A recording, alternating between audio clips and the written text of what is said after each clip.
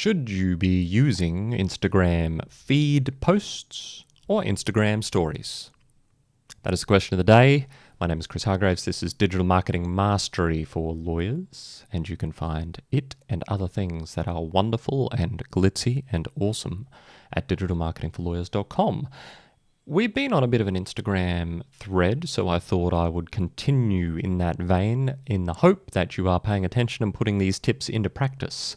I should disclose, since this is not the first episode on Instagram, that Instagram is not my primary marketing channel so far as social media is concerned. That would be LinkedIn, as you can probably guess if you have known me for any more than a few seconds. But Instagram is a powerful marketing tool for lawyers, and I think that lawyers could do well to start mastering it as a tool earlier rather than later, before it, like everything else, becomes unbelievably saturated with marketing people. And then all of a sudden, much like happened with websites and much like happened with Facebooks, lawyers will go, oh, we need to get into this Instagram thing about 10 years after they should have gotten into it, and they won't see the kind of results that are available now. So that's a little pep talk. Get into Instagram sooner rather than later. Start figuring out how to use it, even if you're just sort of playing around, having a crack.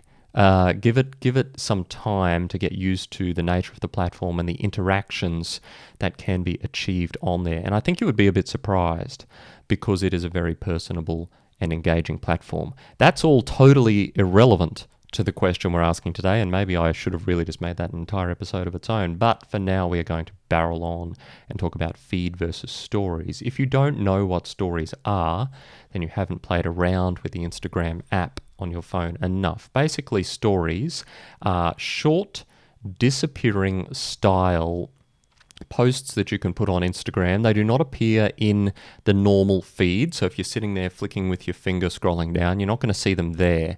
Where you will see them is up the top of your screen, and you will see little pictures of people, and you'll be able to click on them, and you will see that what they are is short-term posts which can be adjusted with emojis or text or filters or colors or scribbles or whatever, or 5 to 15 second videos. Okay, so different parameters around stories than feed.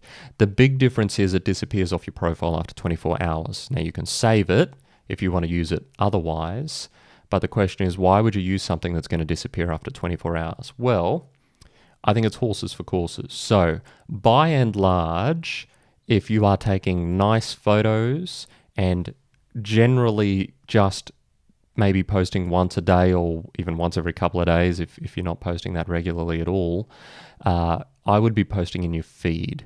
Stories are good about keeping you in people's faces. They're for the more casual, what's going on in my life, here's what I'm doing now, here's what I'm doing next, here is an event unfolding in front of me that you can put in stories, so people can sort of see it in bite-sized pieces as it's unfolding. You can make comments and you can add things to it, and you can make it interesting in that way.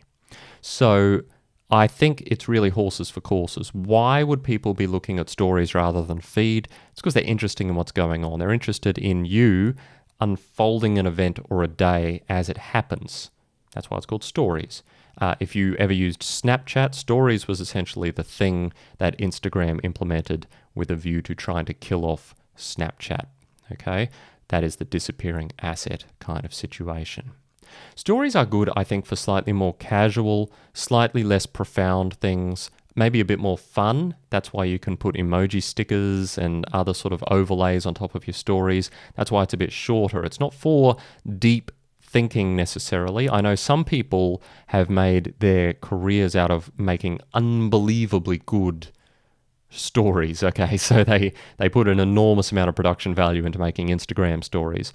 I suspect that's not going to be you as a legal professional. If you can pull it off, good health.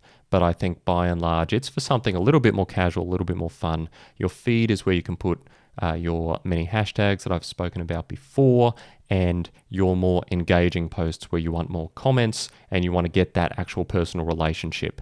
Personally, I err on the side of putting things in the feed rather than adding things to my story. I think that is going to get you more bang for your buck, unless you are posting many, many times a day, in which case start incorporating stories in. The other thing we need to talk about just very briefly is advertising. So you can advertise in the Instagram feed. You would have seen that if you've used the app at all.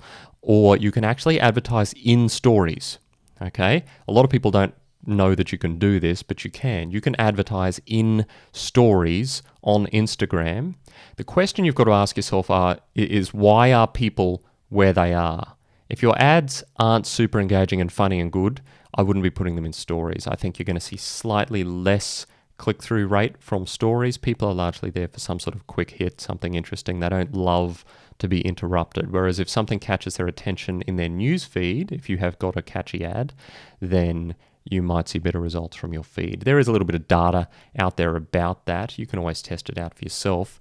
Largely your ad success or otherwise is going to be heavily influenced by the creative elements in your ad, and we're not really talking about that now. So all things being equal, again, I would err on the side of feed rather than stories.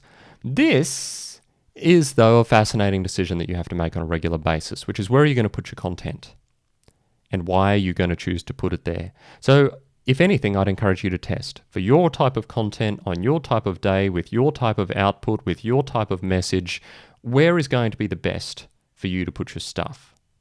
Let me know in the comments. If you disagree, I am perfectly open to that because a lot of people use stories very well. But for the moment, those are my thoughts for the majority of lawyers, especially those just getting into the platform. That is all. Hit like, hit subscribe, ask a question, leave a comment, offer an opinion about feed versus stories, and I will see you next time.